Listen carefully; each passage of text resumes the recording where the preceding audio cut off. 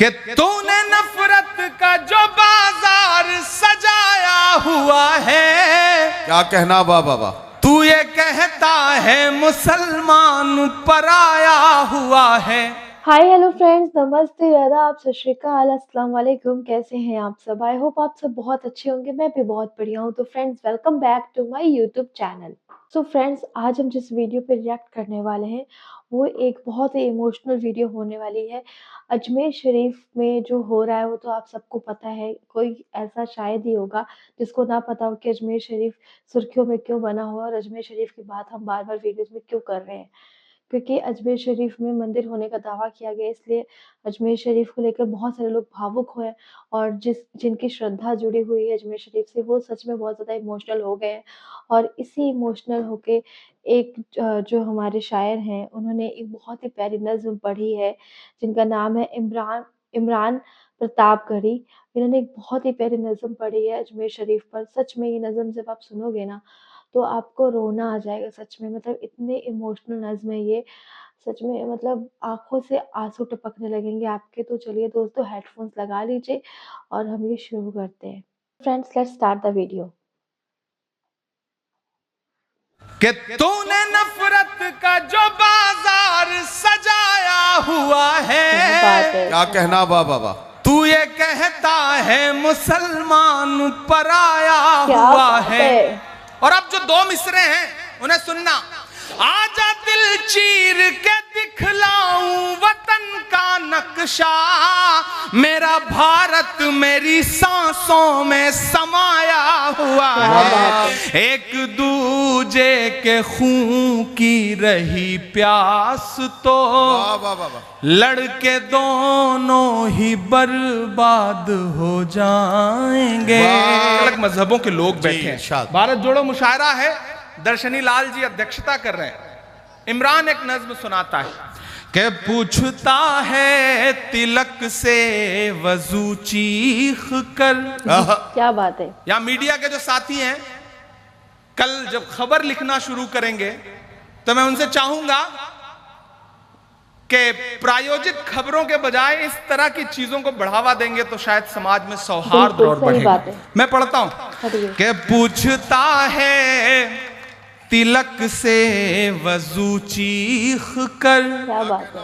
आमने सामने रूबरू चीख कर, पूछता है तिलक से वजू चीख कर, आमने सामने रूबरू चीख कर, लड़के दंगों में जिसको बहाया गया, लड़के दंगों में जिसको बहाया गया, पूछता है हमारा लहू चीख कर।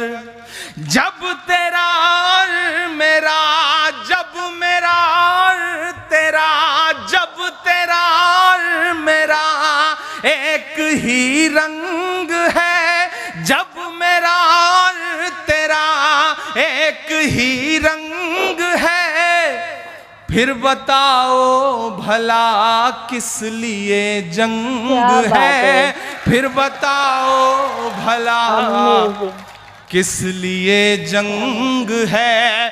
जब मेरा और तेरा एक ही रंग है, फिर बताओ भला किस लिए जंग है, फिर बताओ भला किस लिए जंग है।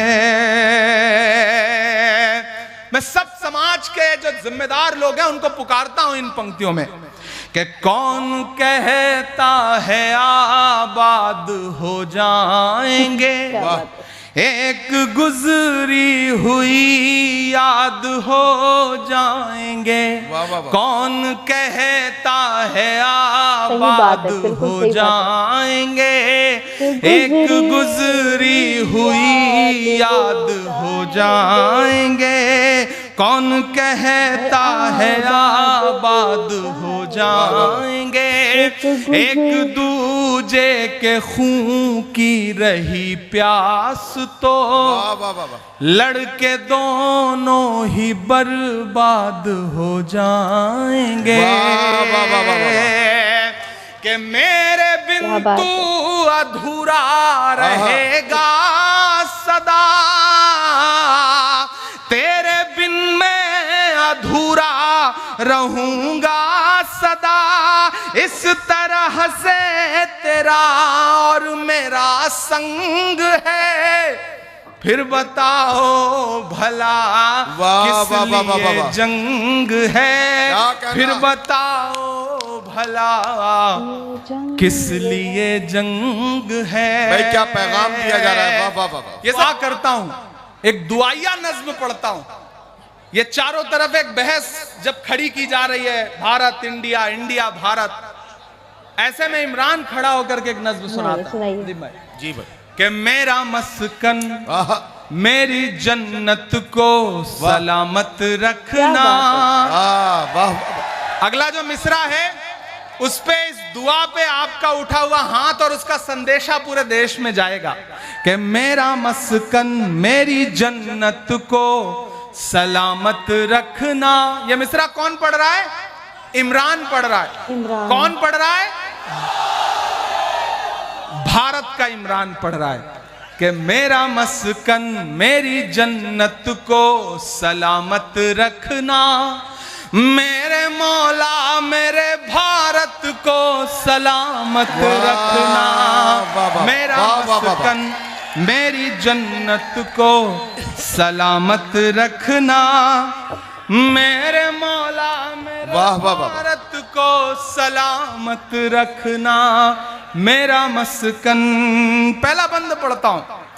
इसकी मिट्टी पे हर एक रीत निछावर कर दूं, अपनी धड़कन के सभी गीत निछावर कर दूं। क्या कहना भाई, अगर खड़े भी हैं तो आप इतना शोर ना करें ना कि मुझे डिस्टर्ब होने लगे पढ़ने के लिए। हाँ, आप बैठे रहिए या खड़े रहिए लेकिन सुकून से।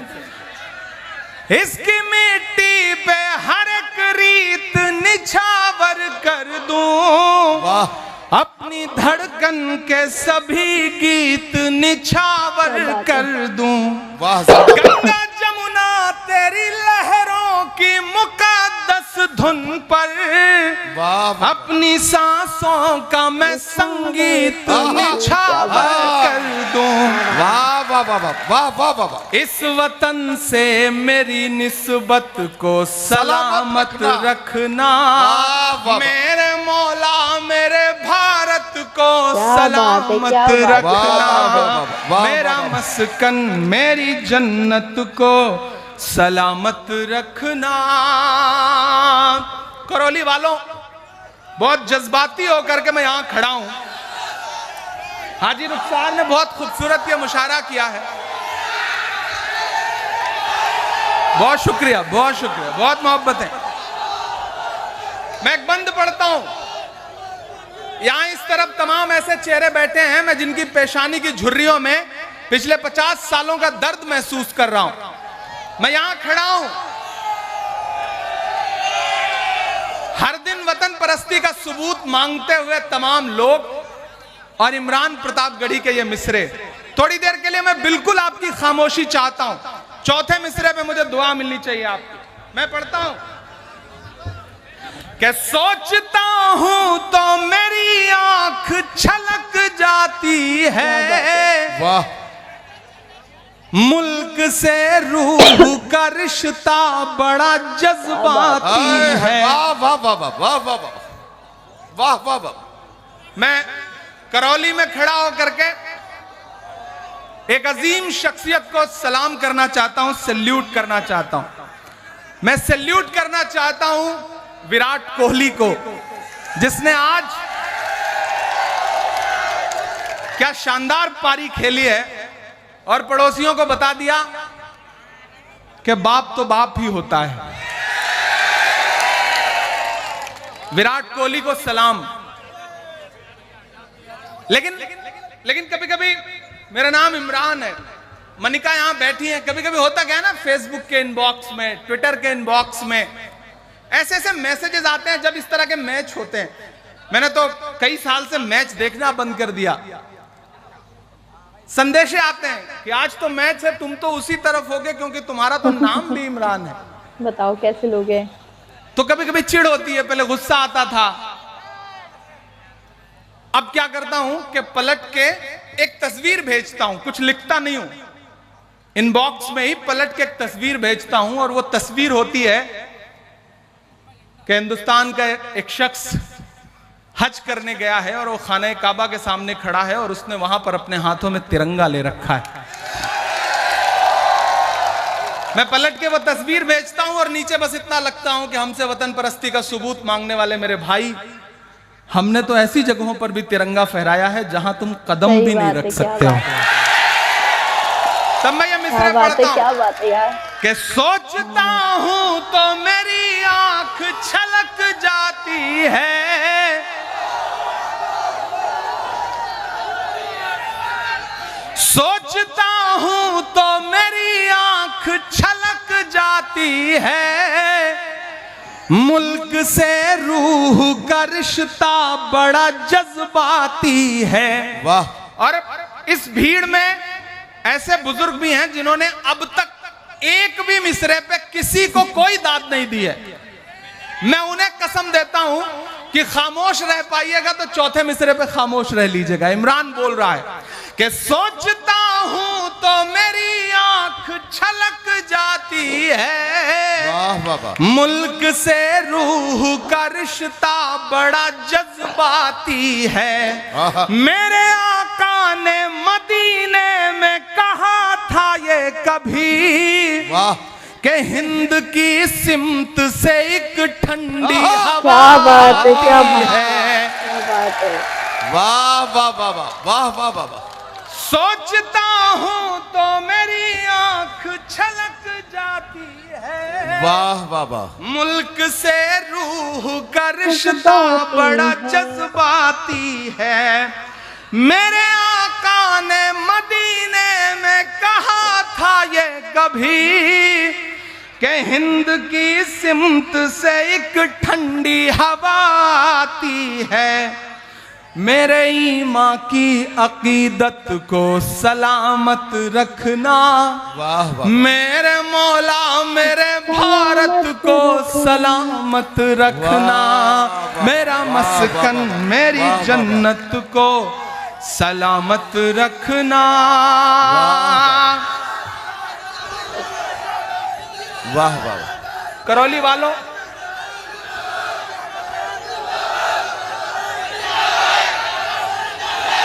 पिछले दिनों जब मैं पार्लियामेंट पहुंचा तो एक दिन पार्लियामेंट में डिबेट हो रही थी और टॉपिक वही था, सबका साथ सबका विकास।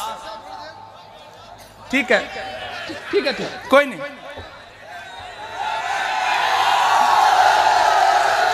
बस ये है, देखिए दो बातें, आपकी वजह से पुलिस प्रशासन के जो साथी हैं उनको अनुशासन बनाने में कोई दिक्कत ना आए, ये आपकी जिम्मेदारी है। प्रशासन आपका सहयोग कर रहा है तो फिर आपको भी प्रशासन का सहयोग करना है। थोड़ा सा पीछे होकर के खड़े रहें। बाकी बहुत अच्छा सुन रहे हैं आप, बहुत मोहब्बत से सुन रहे हैं। और साथियों से भी गुजारिश करूंगा, जो व्यवस्था बनाने वाले लोग हैं, आप बस व्यवस्था बनाते रहें। ये सब मोहब्बत में आए हुए लोग हैं। मैं एक बंद पढ़ रहा हूं जी। तो जब मैं पार्लियामेंट पहुंचा तो डिबेट चल रही थी और उस डिबेट में जब मैं बोलने के लिए खड़ा हुआ पार्लियामेंट में, तो मैंने ये 4 मिसरे वहां भी पढ़े थे जो अब मैं यहां पढ़ने चल रहा हूं। अच्छा, हाजी साहब की बात पे इतना लब्बैक कहते हैं लोग, इतना अमीन कहते हैं लोग कि हाजी साहब कहते हैं उठ जाइए तो फिर ये उठ जाते हैं, बैठने को कहते हैं तो बैठ जाते हैं। अच्छा, पुलिस प्रशासन के साथी भी बड़े शानदार हैं। क्या शानदार तरीके से अनुशासन मेंटेन कर रहे हैं। वो पुलिस विभाग में हमारे उत्तर प्रदेश में हुआ है कि एक दिन एक दरोगा जी कुएं में गिर गए। अनुशासन का, डिसिप्लिन का महत्व क्या होता है कि दरोगा जी कुएं में गिर गए, जा रहे थे, रास्ते में अंधेरा था, देख नहीं पाए, गिर गए। उनके साथ जो सिपाही चल रहा था वो दौड़ा, पीछे भागा, देखा एक और कांस्टेबल आ रहा है, सिपाही आ रहा है, तो उसने कहा कि साहब अंदर गिर गए, उन्हें निकालना पड़ेगा। उन लोगों ने कहीं से रस्सी वस्सी का इंतजाम किया, रस्सी डाल दी और ऊपर से आवाज लगाई कि आप जो भी हैं ऊपर आ जाएं। साहब दरोगा जी ने रस्सी पकड़ी और रस्सी किसी तरह से चढ़ते चढ़ते चढ़ते चढ़ते जब कुएं के बिल्कुल बराबरी पर आ गए और बाहर ही निकलने वाले थे, इतने में उस कांस्टेबल ने देखा रही है तो हमारे दरोगा जी हैं। उसको डिसिप्लिन याद आया, उसने रस्सी छोड़ के कहा जय हिंद सर। दरोगा जी फिर नीचे, डर के दोनों भागे। फिर एसपी साहब को पता चला कि कोई एक आदमी है जो गिरा हुआ है। एसपी साहब ने रस्सी वस्सी मंगवाई, रस्सी डाली और कहा बाहर आ जाओ। दरोगा जी ने रस्सी पकड़ी और रस्सी पकड़ के किसी तरह से बिल्कुल जब बराबरी पर आए और निकलने वाले थे, इतने में दरोगा जी ने देखा अरे रस्सी पकड़ के खड़ा हुआ आदमी तो हमारा एसपी है। उन्हें डिसिप्लिन याद आया दरोगा जी को जो खुद लटके हुए, तो उन्होंने कहा जय हिंद सर, फिर नीचे। ये डिसिप्लिन बहुत परेशान करता है। लेकिन मैं सैल्यूट करूंगा जिस नेक तरह से, जिस मोहब्बत के साथ आज के इस कार्यक्रम में पुलिस प्रशासन ने व्यवस्था बनाई है। एक बार जोरदार ताली करौली प्रशासन के लिए। तब मैं ये बंद पढ़ रहा हूं साहब। मेरे ईमां की अकीदत को सलामत रखना, मेरे मौला मेरे भारत को सलामत रखना। यहाँ चेयरमैन आप ही है ना, इसलिए मेरा मस्कन मेरी जन्नत को सलामत रखना, मेरे मौला मेरे भारत को सलामत रखना। बंद सुनना इरशाद कि तूने नफरत का जो बाजार सजाया हुआ है, क्या कहना वाह बाबा, तू ये कहता है मुसलमान पराया हुआ है। और अब जो दो मिसरे हैं उन्हें सुनना। आजा दिल चीर के दिखलाऊं वतन का नक्शा, मेरा भारत मेरी सांसों में समाया हुआ है। वाह बाबा, वाह वाह बाबा। मेरी रूहानी मोहब्बत को सलामत रखना, वाह वाह। मेरे मौला मेरे भारत को सलामत रखना। बहुत शुक्रिया। तो फ्रेंड्स, आप लोगों ने देखा कितना मतलब खूबसूरती से ये नज़्म पढ़ी गई है और वाक़ई में काबिल तारीफ़ है जिस तरह से मतलब इमरान साहब ने नज़्म पढ़ी है। और मतलब ये नहीं सिर्फ़ मुस्लिमों की बात की गई बल्कि सभी धर्मों को सम्मान देते हुए उन्होंने नज़्म पढ़ी है और बताया है कि भारत में सब लोग एक हैं। भारत उनका भी है जो लोग समझते हैं कि भारत मुसलमानों का नहीं है, हिंदू राष्ट्र बनाना चाहिए मुसलमानों को बाहर निकाल के। तो उन्होंने बहुत ही अच्छे से समझाया है कि बहुत सारे लोगों से, मुसलमानों से सबूत माँगा जाता है कि तुम भारत के ही हो या तुम कहीं दूसरे देश से आए हो। ज़्यादातर लोग बोलते हैं कि अफ़गानिस्तान और पाकिस्तान से लोग आए, बट पाकिस्तान भी तो कभी भारत का हिस्सा था, ये सोच के देखिए आप। पाकिस्तान भी भारत का ही हिस्सा था। वो तो आज़ादी के बाद भारत और पाकिस्तान अलग-अलग हुए। तो कहीं न कहीं जो हमारे मुसलमान भाई-बहन हैं, वो भी हमारे ही हैं, सब भारतीय हैं। और धर्म के नाम पे हम एक-दूसरे को ना बाँटें, एक-दूसरे से नफ़रत ना करें तो ही अच्छा है, क्योंकि भई ये धर्म के सौदागर जो हैं ये सिर्फ़ पॉलिटिशियंस ही हैं, जो हम लोगों को बाँट रहे हैं और काट रहे हैं। तो इन्होंने एक नारा दिया था ना, बँटोगे तो कटोगे। तो मैं वही चीज़ आपको बताना चाहती हूँ कि बँटोगे तो कटोगे इन द सेंस ये शायद खुद ही बताना चाहते हैं कि बँटो मत, एक-दूसरे से मिल-जुल के रहो। अगर बँट जाओगे तो कटोगे, क्योंकि भैया फिर वो एक बोल देते हैं तानाशाही सरकार चलेगी। तानाशाही जब सरकार चलेगी, जब तानाशाही चलेगी देश में, तो ऑब्वियस सी बात है, चाहे वो फिर हिंदू है या वो मुस्लिम है, हर एक कोई कटेगा, हर किसी की गर्दन कटेगी, हर किसी का पेट कटेगा, क्योंकि खाने को आपको रोटी नहीं मिलेगी भरपेट, क्योंकि महँगाई इतनी ज़्यादा हो जाएगी। तो सोच के देखिए दोस्तों, सब एकजुट मिलके रहिए। और जो भी अजमेर शरीफ में अभी चीज़ चल रही है, याचिका चल रही है, मतलब दायर की गई है वहाँ पे खोज के लिए और सर्वे के लिए, लेकिन वो तो चलो ख्वाजा जी हैं ही देखने के लिए, बाकी हम उसमें क्या कहें। और बाकी तो बस यही कहूँगी कि यार दोस्तों, ज़्यादा बहुत सारे लोग मैं देख रही हूँ हेट कमेंट्स कर रहे हैं मुझे कि वहाँ मंदिर बनेगा, वहाँ तो यही होगा। बट आप सोच के देखिए, आप किसी की भावनाओं को ठेस पहुँचा रहे हैं, तो आप किसी को दुःख देकर खुद खुशी नहीं ले सकते हैं। तो सिंपल सी बात है, खुशियाँ बाँटिए, खुशियाँ दीजिए और ये नेताओं की बातों में आके या किसी बोल सकते हैं कि मेरी भाषा में बोला जाए तो किसी बेवकूफ़ों की बातों में आके ये सब चीज़ें मत चलाइए, मत कीजिए प्लीज़। एक-दूसरे से नफ़रत मत कीजिए, एक-दूसरे से मिल-जुल के रहिए, प्यार-मोहब्बत बाँटिए और प्यार-मोहब्बत कीजिए। ज़िंदगी कितने दिन की है दोस्तों, सिर्फ़ 4 दिन की ज़िंदगी है, उसमें भी आप और हम एक-दूसरे से अगर नफ़रत ही करते रह जाएँगे, तो क्या ही मिलेगा हमें ज़िंदगी में? कुछ भी नहीं मिलेगा। ज़िंदगी में आए हैं, अपना प्यार बाँटिए और प्यार फैलाइए। यही ज़िंदगी में सिर्फ़ आपकी यही क्वालिटी है जो है, इंसान आपके मरने के बाद भी याद रखेगा।